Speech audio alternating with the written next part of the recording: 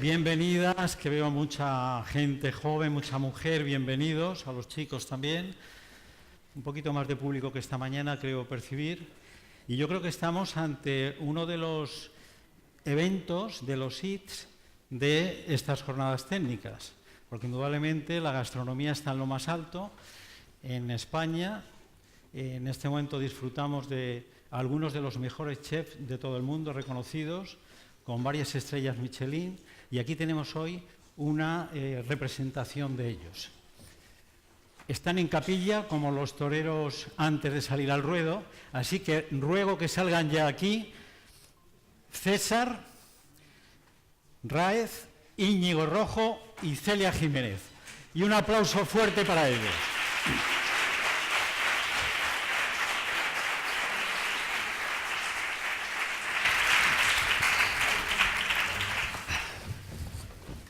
Vamos a mantener durante 40 minutos aproximadamente una charla, van a charlar entre ellos, en algún momento a lo mejor intervengo, y vamos a hablar en torno a la gastronomía y a la innovación en la gastronomía.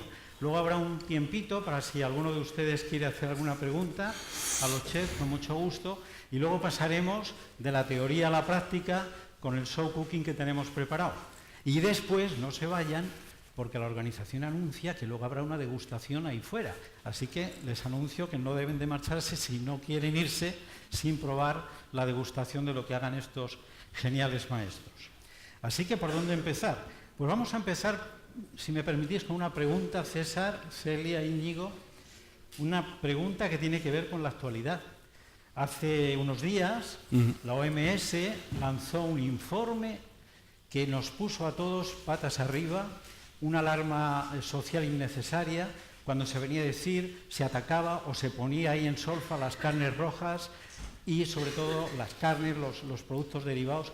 ¿Qué opináis de esa noticia que alarmó y que luego la OMS de hecho ha dado pasos atrás como diciendo, hombre, lo que queríamos decir es que si se toman carnes en exceso, como todo en la vida, pues eso hace daño. Así que, ¿qué opináis de esa noticia y lo que supone, por ejemplo, en un territorio como el de César, Extremadura, donde la carne y la carne de cerdo ibérico fundamentalmente son esenciales en la cocina? Gracias por ofrecerme a mí la pregunta.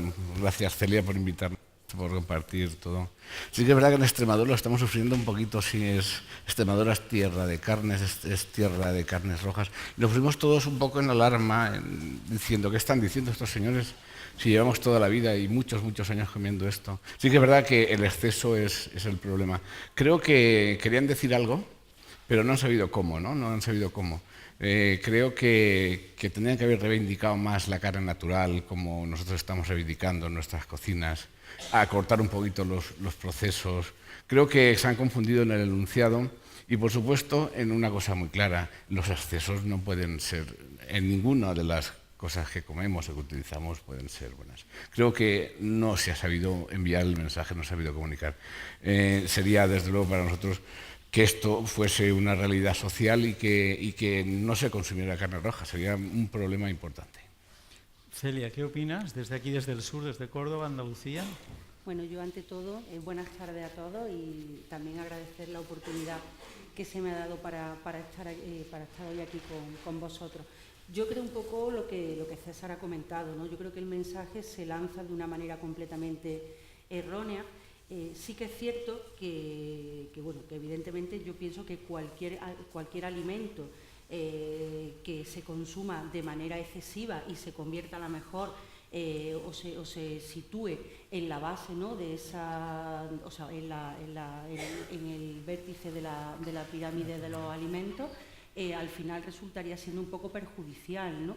Yo creo que en ese sentido lo que habría que replantearse un poco, ¿no?, a día de hoy, además que tanto se habla de la alimentación mediterránea como algo saludable, pero la alimentación mediterránea yo pienso que engloba muchas cosas más, que no solamente es lo que hacemos a la hora de comer, ¿no?, sino también es un estilo de vida. Evidentemente la vida cambia y por ello tiene que cambiar también los hábitos en cuanto a la alimentación. Decir, por ejemplo, además han comparado, pues yo creo que alimentos que son completamente incomparables, ¿no?, como a lo mejor carnes procesadas, pues con una carne roja o, ¿no?, con uno de nuestros valores más preciados como el jamón ibérico, por ejemplo, ¿no?, o los jamones curados. Entonces yo creo que el mensaje, sobre todo, pues, puede alarmar, yo creo que a quien no esté en contacto o desconozca un poco todo lo relacionado con la alimentación, ¿no? Yo creo que para nosotros, que además hoy, por ejemplo, en el tema que nos ocupa hoy, ¿no?, que es la innovación en la gastronomía y en la alimentación, que yo creo que los restaurantes somos muy conscientes de que trabajamos con alimentos y además utilizamos en nuestras cocinas pues todos esos medios de los que disponemos, pues sobre todo para eso, para hacer que además la alimentación cada vez sea mucho más saludable, ¿no? Entonces a lo mejor la alarma se genera un poco en el desconocimiento. Íñigo Cojo, que provienes del País Vasco, donde la carne, junto al resto de platos, es fundamental. Es fundamental en nuestra alimentación y en nuestra cultura también. Bueno, lo primero, buenas tardes y gracias por la invitación a FIMART, que para mí es un honor estar hoy aquí, y gracias a mis compañeros. Gracias. Y bueno, y suscribo un poco lo que ellos han dicho. Yo creo que la noticia ha sido muy alarmista en este caso. Creo que el consumidor y sobre todo la gente que practica una dieta mediterránea es muy sabio, tiene confianza en su carnicero, tiene confianza en los sitios donde compra, y yo no creo que la gente se deba de alarmar. Sí que es cierto que desde hace muchos años se sabe que en la pirámide alimentaria de dieta mediterránea dice que no aconseja comer carne roja más de 2 veces a la semana, pero bueno, todo acompañado de ejercicio y un equilibrio en la alimentación creo que no tienen ningún riesgo para la salud, y todo lo contrario. Yo creo que debemos de comerla y que tenemos unos ganaderos y un producto buenísimo como para fiarnos totalmente. Bueno, pues tras esta primera pregunta que nos pone en la actualidad, ¿quién es quién? Íñigo Cojo Ayestarán nació en San Sebastián, cursó estudios en la Escuela de Cocina Luis Irízar de San Sebastián en los 90 y después se formó como profesional junto a reconocidos chefs como Juan Mari Arzat y Pedro Subijana. En el año 2013 se incorpora a trabajar en Basque Culinary Center y decide dedicarse a la investigación en el mundo gastronómico. Tiene un libro, Pinchos y Viñetas, premiado con un premio Gourmand, que es de los más importantes que hay. Primer puesto en el Campeonato de Euskadi de Pinchos 2008, Premio Popular en el Campeonato de Euskadi de Pinchos 2007, Premio a la Originalidad del Campeonato de Guipúzcoa 2007, entre otros valores. Celia Jiménez Caballero nace en Córdoba, no digo el año, Celia. Ha trabajado, por ejemplo, en restauración cordobesa, ni más ni menos que en el Caballo Rojo y en Bodegas Campos, que seguramente que muchos de ustedes han ido por allí, la han visto allí entre los fogones de estos dos emblemáticos lugares cordobeses, ¿no? En el año 2002 entró a formar parte del equipo de cocina del restaurante El Lago de Marbella como jefe de partida. En 2005 fue la primera mujer andaluza en conseguir una primera estrella de la guía Michelin. Antes de seguir con tu biografía, háblanos de aquel momento. ¿Qué supuso aquello para ti? Bueno, pues la verdad es que algo que me acompaña siempre, que bueno, en ese momento era algo completamente inesperado, no solamente para mí, sino para todo el equipo del restaurante, porque el trabajo se hacía tanto desde la sala como de la cocina, y bueno, pues yo creo que al final es un poco un premio, un reconocimiento, ¿no?, a la labor que se venía haciendo desde el año 2000, en el que el restaurante se inaugura. Yo entro a formar parte en el año 2002 y bueno, pues un poco eso, el que se reconozca el trabajo bien hecho. En aquel momento el proyecto del restaurante El Lago pretendía recuperar una restauración de calidad que en Marbella se había perdido un poco. A día de hoy de nuevo está, yo creo que en lo más alto de Andalucía, y bueno, pues la verdad es que son momentos bonitos que al final, como digo, a mí es algo de lo que no me suele gustar hablar mucho, pero sí que es verdad que te acompaña para siempre. Descubres entre nosotros, ahora que no nos oyen ellos, la sencillez, la modestia de una persona que ha llegado a muy alto y sin embargo apenas le echa cuenta. No me habéis oído, ¿no? No. Seguimos No. hablando entonces de otras cosas. Vuelve aquí felizmente a Córdoba y entra de nuevo en la Escuela de Hostelería que gestiona el Grupo Campos, y también de la Cátedra de Gastronomía Andalucía, que eres... formas parte de ella. En aquella etapa, en Bodegas Campos, inicia junto con la Universidad de Córdoba un máster en ciencias gastronómicas y bueno, pues la dirección técnica de cocina de ese máster. Y ahora lo más importante, desde enero a principios de 2015, Celia da el paso adelante y dice, ahora, modestamente, con mucha sencillez, voy a poner mi propio restaurante en Córdoba. Celia Jiménez, restaurante en Córdoba. Y vamos a César, fundador de la Asociación de Hostelería, presidente de esta Asociación de Hostelería y Reposteros de Extremadura. En el año 96 funda el restaurante Torre de Sande y más tarde el Castillo de la Arguijuela. En 2007 recibió el premio Gourmand World Books Awards en Pekín por su libro La cocina de César. Importante reconocimiento. La cocina, ¿no? de caza. ¿La cocina? De caza.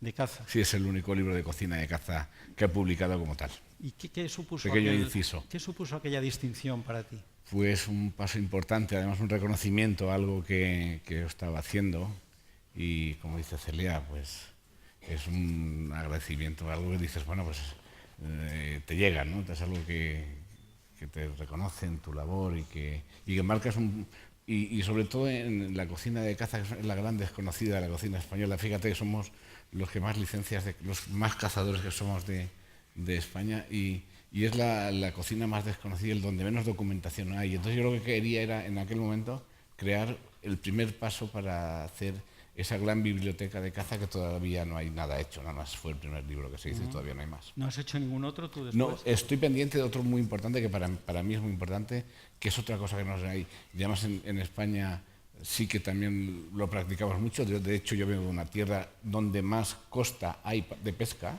que se sepa que Extremadura es la donde más costa hay para pescadores de agua dulce, claro. Es donde más mandan. Y quiero hacer un libro de cocina de peces de agua dulce. Sabéis que es un tema pendiente todavía por los cocineros, que no hemos hecho nada, muy desconocido. Pues una cosa me pasó con la cocina de caza. Estamos hablando del 2006.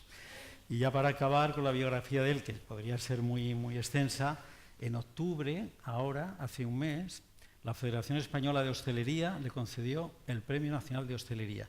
Así que por ese premio, por la estrella Michelin, por la trayectoria de Íñigo, un caluroso aplauso para ellos, otra vez.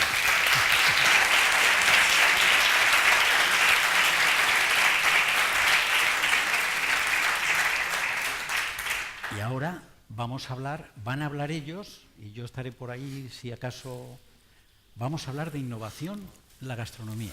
Íñigo, adelante. Bueno, pues yo Entre vosotros. Como bien me ha presentado Ezequiel, vengo de San Sebastián, del Basque Culinary Center.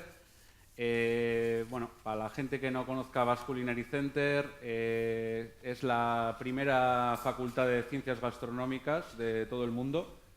Es una fundación formada por instituciones públicas, chefs vascos y la Universidad de Mondragón, que hasta el año 2011 no tuvimos la oportunidad de disponer de un edificio y una vez que se inauguró, pues se puso por primera vez el grado gastronómico en marcha. ¿Cuál es el objetivo de Basque Culinary Center? Y bueno, un poco lo que nos lleva a la charla de hoy sería garantizar sobre todo la formación y que la cocina siga avanzando en un futuro como eje económico sobre todo y social, ¿no? Que es un poquito objetivo principal del por qué se formó esta fundación. La primera promoción de Basque Culinary Center se licenció julio del año 2015, así que somos un centro bastante joven todavía, pero que cada vez nos damos cuenta que hay más demanda y cada vez hay gente joven más dispuesta a prepararse bien para este mundo gastronomía, porque seguramente mis compañeros les habrá pasado igual que a mí, pues cuando nos formamos o cuando pudimos estudiar, o en algunos casos no ha habido gente ni que ha podido pasar por escuelas, bueno, pues las cosas eran de otra manera y ahora en cambio la formación para la gente joven que viene en un futuro yo creo que es imprescindible, sobre todo para que por un lado puedan emprender en sus vidas con diferentes negocios o trabajando para otras personas, pero sobre todo para garantizar la innovación en un sector que es muy amplio para todo el mundo, ¿no? O sea, bien ya no solo para la gente que trabaja en las cocinas, sino para la industria, para los ganaderos, para los propios agricultores. Creo que englobamos mucho y una buena formación ayudará a que en un futuro pues esto siga cada vez creciendo más. Yo ayer, además, tuve la suerte de estar por la tarde con Íñigo, y es verdad que yo el proyecto del Basque Culinary Center, pues un poco lo que se oye y lo que lees, ¿no? Entonces, claro, yo le preguntaba pues por el modelo de formación, y es cierto que, como en todos los campos en general, yo creo que además en gastronomía es muy importante a día de hoy la formación. Y yo creo que algo que ellos hacen muy bien, por lo que él me estuvo contando, es porque, bueno, evidentemente un cocinero o todas aquellas personas que se dedican a la restauración, y hablamos ahora mismo de cocina porque por eso somos cocineros los tres, lo fundamental es aprender a cocinar. O sea, yo creo que al final es que en el caso mío, por ejemplo, pues que tengo un restaurante y la gente viene a comer, es que la comida esté buena y que el público disfrute, ¿no?, de esos platos. Y para eso tiene que existir una sólida formación en cocina. Yo eso siempre lo he defendido, ¿no? Y además la cocina desde la base, desde la tradición, no solamente en el recetario, sino también en los productos de la zona. Evidentemente, no se formará igual un alumno en el País Vasco que a lo mejor un alumno en Andalucía con respecto al conocimiento de la materia prima de su zona. Pero ellos, a la misma vez que forman en esa base de cocina y de tradición, también forman en nuevas tecnologías, porque al final, a día de hoy, él se dedica más a la investigación, yo desde mi cocina, que lo que hago es cocinar, siempre lo he dicho, pero necesito pues de todos esos avances, ¿no?, sobre todo de esas herramientas que al final no vienen sino un poco pues a optimizar esa cocina tradicional. Evidentemente no podríamos seguir cocinando en los restaurantes pues como se cocinaba hace 50 o 60 años, ¿no? Igual que en cualquier profesión no se actúa como se actuaba antes. Entonces, al final, pues bueno, centros como el suyo, que investigan en maquinaria, en nuevos productos, ¿no?, que al final pues nos sirven, ¿no?, también pues para actualizar esa cocina de nuestra zona, porque luego también, pues por ejemplo aquí en Córdoba pues tiene que existir de todo, ¿no?, desde el restaurante más tradicional o la taberna, pues una oferta que al final tanto al cordobés como al que nos visita podamos, o sea, en la variedad está el gusto, ¿no?, que puedan decidir dónde ir, ¿no? Y luego una cosa que, bueno, que ya que lo tengo aquí al lado, a día de hoy, por ejemplo, hay algo que en los establecimientos nos preocupa mucho, ¿no?, con todo el tema de las nuevas leyes sobre intolerancias, ¿no? Quizás pues el tener a nuestro alcance nuevos ingredientes que nos permitan sustituir, con el mismo resultado, pues a lo mejor sustituir un poco esos ingredientes que poco a poco tenemos que ir eliminando en parte de nuestras cartas, porque muchas veces pues te llega un cliente, a mí sobre todo me pasa con los postres. El otro día además me lo decía una chica, con el tema y la lactosa. Es que no tengo ningún postre, ¿no?, que o sea, llega alguien intolerante, entonces pues bueno, un poco yo creo que para las cocinas lo bueno, aparte de las herramientas, son también pues todos esos nuevos productos. Y César, ¿tú qué Creo que opinas? no se te ha olvidado nada, pero por si se te ha olvidado algo del Basque Culinaire, yo te voy a poner los oídos todavía un poquito más. Creo que sois, ya o habéis sido y seréis durante tiempo referencia mundial, eso es así, ¿no? Lo habéis sabido hacer, ¿no? Habéis cogido justo el momento para crear, que ahí está, no se trata de eso, ¿no? Innovación es crear, innovación es pensar. Habéis creado justo lo que se necesitaba en ese momento. Y os habéis rodeado justo de gente con talento, como tú, por ejemplo.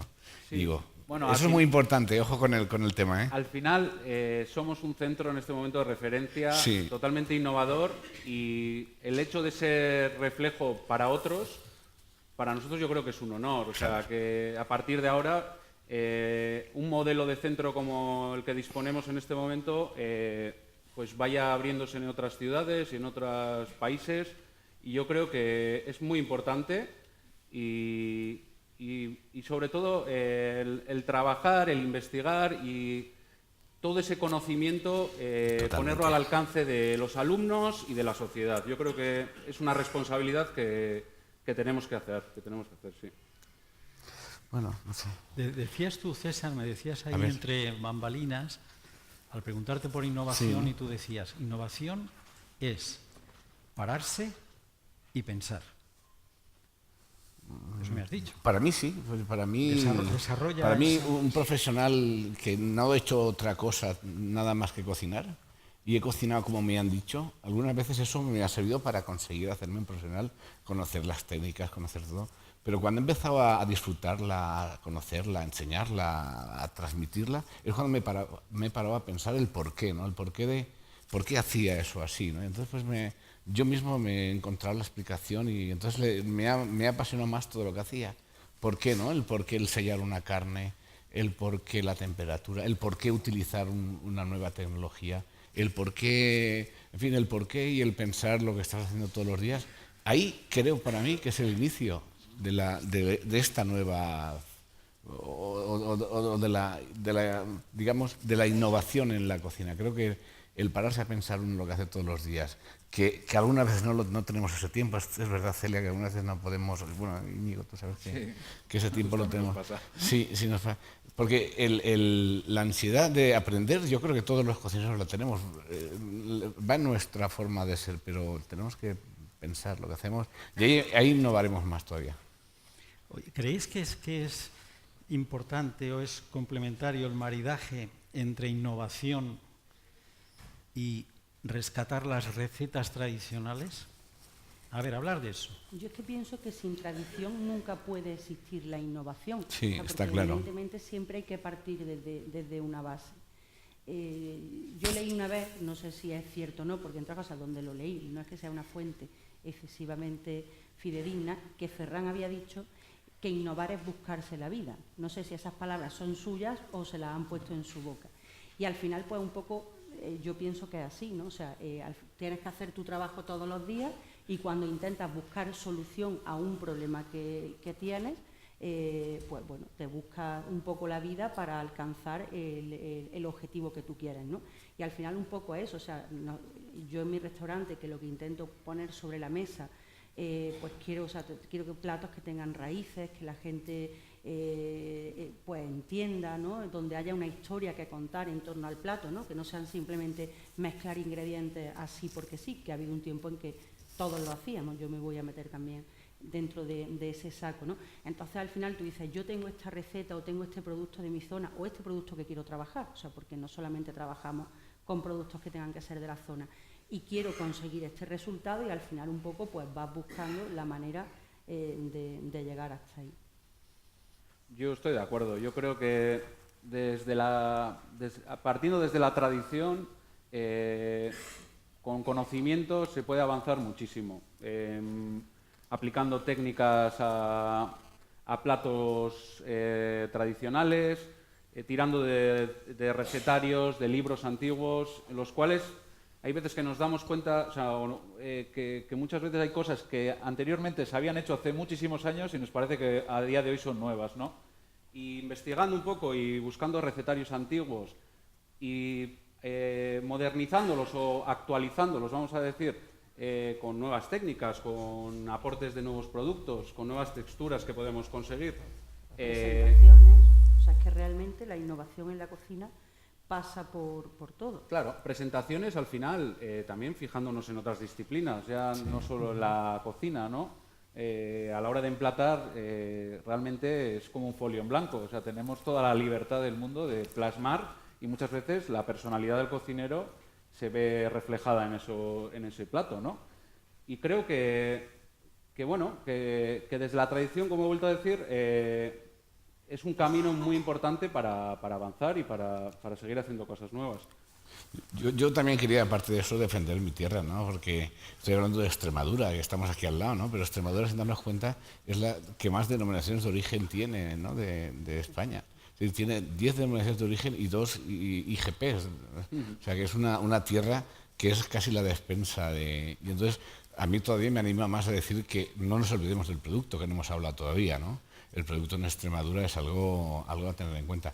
Y también otra pata que también en Extremadura podemos defender, igual que hay que defender en Córdoba por ser patrimonio de la humanidad, que eso no hay quien lo quite y está ahí, es el patrimonio artístico que tenemos. Nosotros también tenemos que pensar en el lugar donde lo hacemos. Por ejemplo, nuestro restaurante es un restaurante del siglo XV. Entonces, pues eso también tiene... Hay unos condicionantes que te van haciendo y te van marcando en tu propia cocina, ¿no? Y en tu propia... y el entorno, ¿no? Yo estoy orgulloso que a 100 metros de mi restaurante tenga una huerta, ¿no? O sea, que eso también... Es decir, que el producto no tenemos que olvidarlo, que las técnicas son las que están al servicio del producto. Sí. Claro. ¿Y qué opináis de... Se habla del kilómetro cero, ¿qué opináis de tener cerca o utilizar productos cercanos al lugar donde cocináis, donde hacéis los platos? Pues eso, buscar la huerta, buscar la carne, buscar... ¿Qué os parece esa filosofía también dentro del mundo de la gastronomía?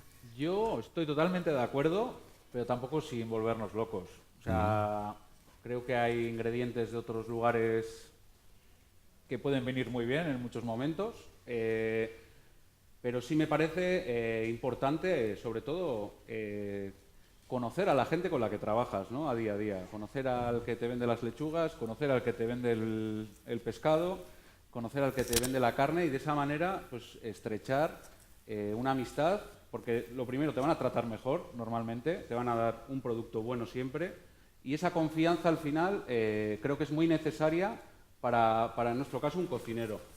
Pero yo no descartaría utilizar ingredientes de otros lugares. Yo en mi caso creo que... Totalmente de acuerdo, yo coincido. Yo tampoco descarto nunca utilizar nada. De hecho, yo pienso que si hay productos que tenemos cerca que son buenos, indudablemente tienen que estar encima de nuestra mesa, pero bueno, tampoco si hay un producto que no es el mejor, el de mi zona, y mi cliente viene a mi establecimiento y se supone que viene a comer lo mejor, mi obligación también es tenerlo.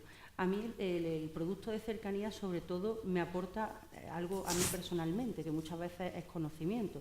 Ha dicho antes César que es verdad que nos falta tiempo, que estamos todo el día, al final muchas veces entra en estar todo el día trabajando y un poco desconectas del exterior. Si encima tus proveedores pues son proveedores con los que no tienes contacto, muchas veces te estás perdiendo el que te hablen de su producto, porque al final, pues, no sé, cualquier ejemplo, alguien que haga un embutido o que haga un queso, tiene mucho más conocimiento de ese producto que el que a lo mejor tengo yo, con lo cual hablar con esa persona y conocer su producto al final a mí termina aportándome eso, ¿no? Que no podemos perder. Ayer también lo hablábamos un poco hablando de las facetas de formadores, el hecho de no continuar formándote como profesional, ¿no? Y el estar continuamente pues leyendo libros, asistiendo a congresos, por seguir pues eso, seguir enriqueciéndote y seguir avanzando.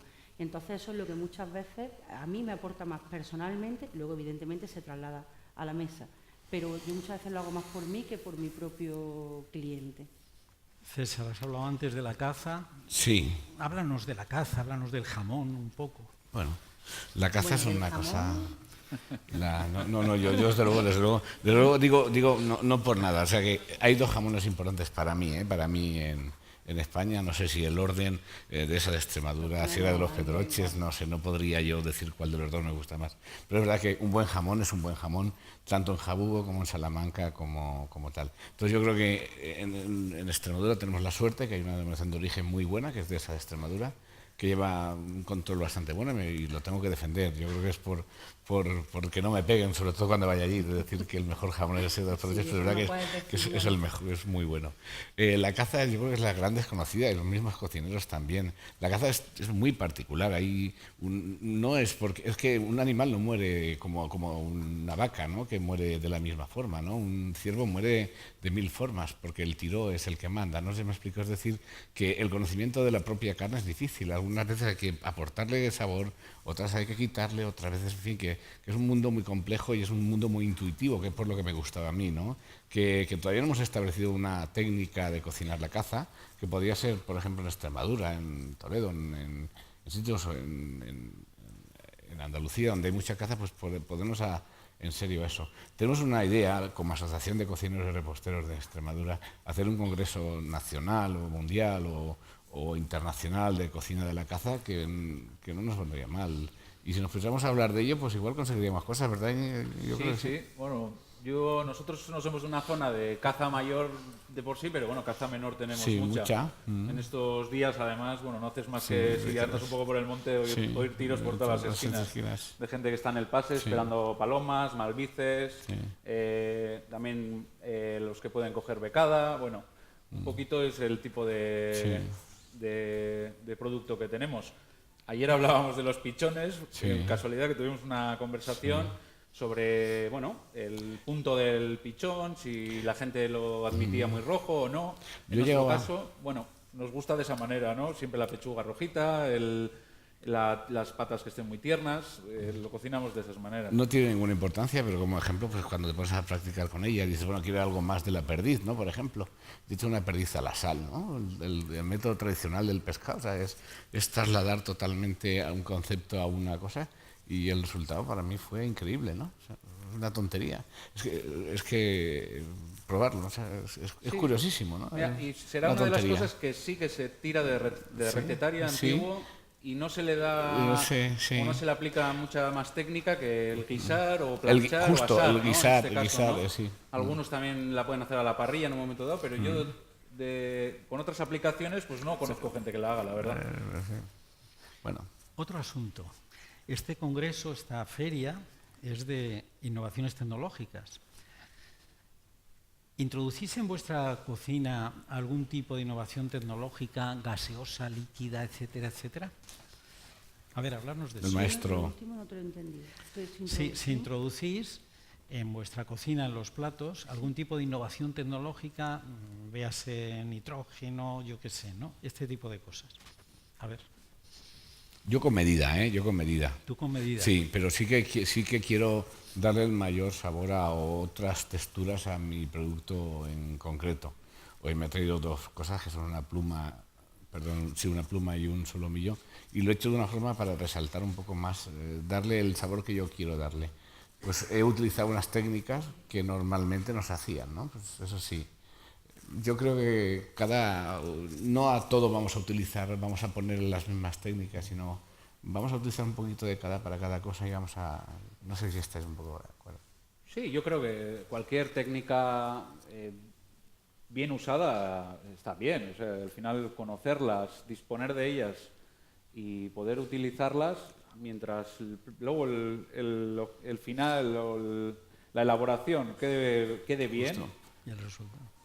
Creo que está muy bien utilizarlas. Nosotros, bueno, trabajamos en formar a la gente y tenemos que dominar todo tipo de herramienta de vanguardia, de ingrediente incluso, y seguir investigando en poder aportar cosas nuevas en este caso, ¿no? Entonces estamos muy en contacto con ello y como formadores pues es muy importante el explicar y el hacer entender cómo se utiliza cada una de ellas. Luego cada uno sabrá cómo las tiene que aplicar. Mal aplicado, pero bueno, como cualquier técnica tradicional, un ahumado mal aplicado no es bueno, un marinado mal aplicado tampoco es bueno, pues un nitrógeno mal aplicado tampoco va a ser bueno, ¿no? Pero bien aplicado creo que es una herramienta muy útil. Señor. Yo un poco en la línea de César, ¿no? Es verdad que hay técnicas quizás más innovadoras de cocina que sí aplico. También es cierto que hay técnicas que yo creo que han calado mucho más hondo en las cocinas que otras, ¿no? Ha habido otras que, bueno, pues durante muchos años vimos como casi que todos los años en los congresos de gastronomía se presentaban nuevas técnicas de cocina. Hay algunas que yo creo que han servido mucho y a día de hoy, como por ejemplo pues todo lo que es vacío, ¿no? Que yo creo que es indispensable en cualquier cocina. Ya no hablamos solamente de cocina quizás más innovadoras, ¿no? Sino en cualquier cocina, no solo como método de cocción, sino como conservación, ¿no? O sea, pues son técnicas que al final se instalan, yo creo, en todas las cocinas, ¿no? Luego, algo que a día de hoy, en su día, pudo ser la revolución, pero que está presente, ¿no? Los sifones, quizás, ¿no? Que nos sirven o nos dan tanta utilidad en una cocina. Luego, yo, por ejemplo, con nitrógeno no he trabajado nunca, pues a lo mejor no he hecho nunca un plato en el que necesitara utilizar nitrógeno. Y luego, bueno, pues a lo mejor todo el tema de textura, ¿no? Pues sí, que yo creo que también, pero siempre también eso, al servicio un poco del plato.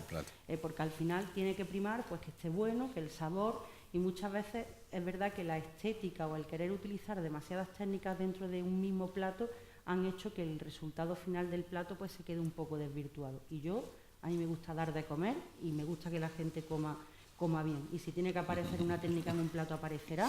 Y si no tiene que aparecer, pues no va a aparecer. Oye, cuando nosotros vamos a un restaurante, cualquier comensal está disfrutando con lo que estamos haciendo, pero ahí hay un una pared por detrás que no sabemos lo que pasa. En algunas películas hemos visto que hay mucho estrés en la cocina. La gente corriendo, el chef, los ayudantes. ¿Eso ocurre? ¿Estáis muy estresados detrás cuando estáis preparando? Nos da risa. Pues yo creo que hay de todo. Yo mismamente hoy a la mañana hemos estado en el restaurante de Celia preparando la preparación de esta tarde, que nos han tratado maravillosamente, por cierto, y no he visto estresado a nadie. Entonces, Porque tenía invitado. Sí, ¿no? habrá momentos en los cuales toca correr, porque hay momentos, como puede ser un fin de semana, en el que se amontona el trabajo, todo el mundo suele ir a comer a la misma hora, en el mismo momento, y todo el mundo quiere que se le sirva rápido. Y bueno, pues hay momentos en los que puede tocar correr, pero en un principio no debería de por qué, ¿no? Todo, si está bien organizado, y se puede ir con calma, porque al final esa calma la vas a transmitir a la hora de emplatar, ¿no? O de cocinar. Yo veo que César, por ejemplo, debe Es cierto. transmitir mucha calma, ¿no? No, al revés. ¿Al revés? Ten en cuenta que nosotros laboralmente trabajamos 12 horas, 14 horas, 10 horas, dependiendo un poco del día, pero para el cara al cliente es 1 hora y media por la mañana y 1 hora y media por la noche. Entonces, todo tu trabajo bien hecho, que es el que a fin de cuentas es el que le vas a entregar al cliente, ¿no? Porque todo, eso, como decías tú, una buena preparación es lo que te va a ayudar a que eso lo hagas de una forma mejor o peor. Sí que es verdad que todo se concentra en hora y media, 14 horas de trabajo. Y bueno, yo suelo decir, suelo decir que al final la gente muchas veces no es consciente de que un restaurante realmente es como 2 funciones de teatro diarias. Sí. Es un directo. O sea, la gente, hay días que el cocinero o puede que no tenga un día tan bueno, otros días también hay que tener un poco de comprensión muchas veces. Evidentemente, una buena organización y un buen proceso bien hecho llegará a que el restaurante normalmente siempre dé bien de comer, ¿no? Pero malos días tenemos todo el mundo, ¿no?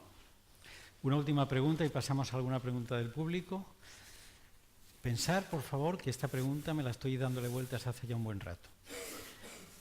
Aquel momento mágico en que en el hacer determinado plato, en vuestra trayectoria hasta aquí, dijisteis, ¡guau!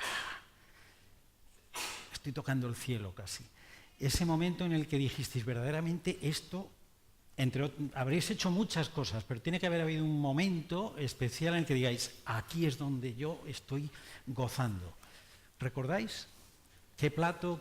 A ver, yo creo que al final siempre, me imagino que los restaurantes cambian su carta, pues hay quien 2 veces al año, quien continuamente, y siempre pues de todos tus platos hay algunos pues de los que te sientes más orgulloso, ¿no? O que tú al final tienes más aceptación entre tus clientes, que muchas veces es lo que quizás más importa, ¿no? También lo hablábamos ayer, el hecho de que muchas veces se mantienen platos por capricho, porque dices, este plato a mí me encanta, a pesar de que a lo mejor no es el que más le gusta a los clientes, y luego otros que a ti te gustan quizá un poco menos, o te sientes menos satisfecho con el resultado, son los que gustan más.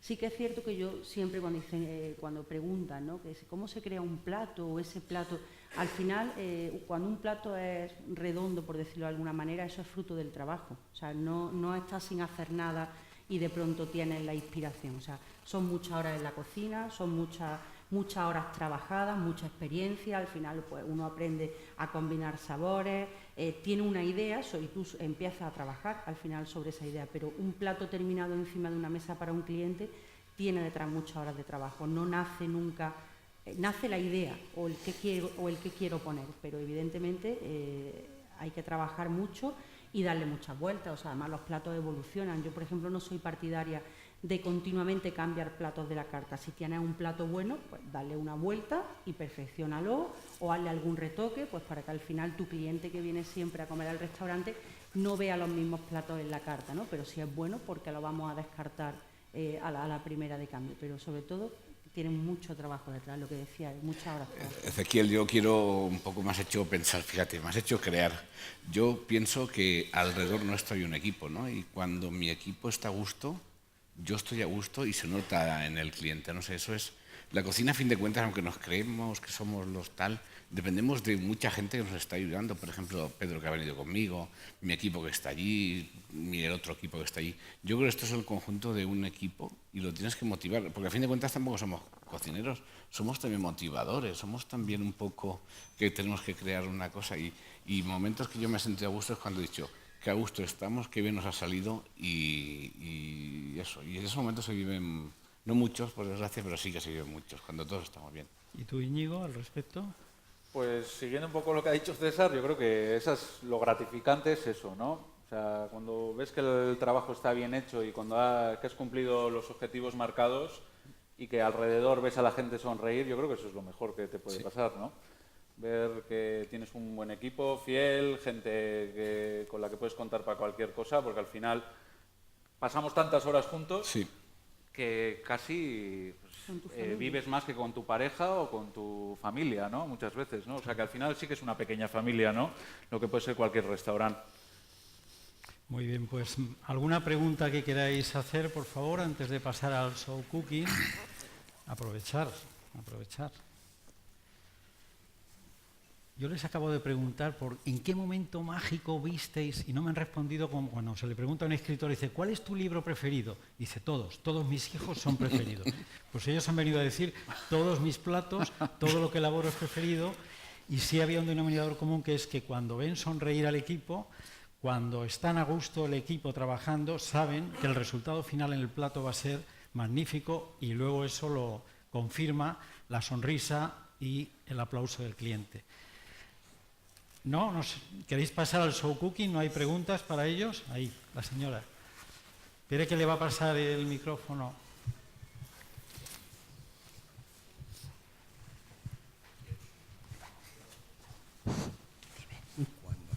Bueno, yo conozco mucho a Celia, a los demás no tenía el gusto, ahora sí, pero os pregunto a los tres, me imagino lo que vaya a contestar, pero bueno, yo quisiera saberlo de verdad. ¿Descartáis muchos platos en vuestra búsqueda de elaboraciones? Yo sí, pero sobre todo porque al final es un poco lo que he dicho. La idea de un plato siempre surge pues en tu cabeza o porque quieras empezar a trabajar con un producto determinado y sobre ese producto componer un plato. Y muchas veces pues lo que piensas no eres capaz de al final de plasmarlo en una elaboración. Y evidentemente pues cuando comienzas a diseñar una carta o a renovar la carta, al final hay muchas elaboraciones y muchos platos que se quedan atrás, pues porque al final tú tienes que estar a gusto con lo que estás poniendo, porque eso es lo más importante, o sea, la seguridad de saber que lo que le estás poniendo a un cliente pues está bueno y lo que ha dicho antes Íñigo, o sea, es un reflejo de lo que eres como cocinero. ¿Alguien más quiere intervenir? Aquel señor de allí.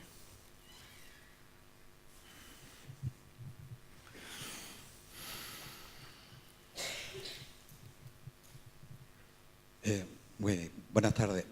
Yo quería una pequeña reflexión, que me hagáis una pequeña reflexión entre lo que es la innovación, el introducir elementos nuevos en la cocina y lo que sería la seguridad alimentaria.